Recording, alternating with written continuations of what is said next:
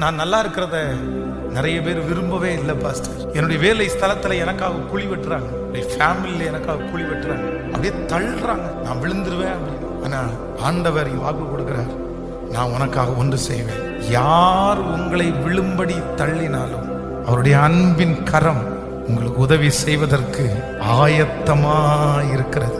இந்த உலகமே எதிர்த்தாலும், உங்களை சுற்றி இருக்கிற எல்லாருமே எதிர்த்தாலும், கூட பிறந்த சகோதரன் தகப்பனை பார்த்து இவனுக்கு இங்க என்ன வேலை, இவனுக்காக நீங்க என்ன பண்றீங்கன்னு கேட்டாலும் அந்த தகப்பன் அந்த இளைய குமாரனுக்கு ஆதரவா இருந்தது போல கர்த்தர் வாக்கு கொடுக்கிறார்.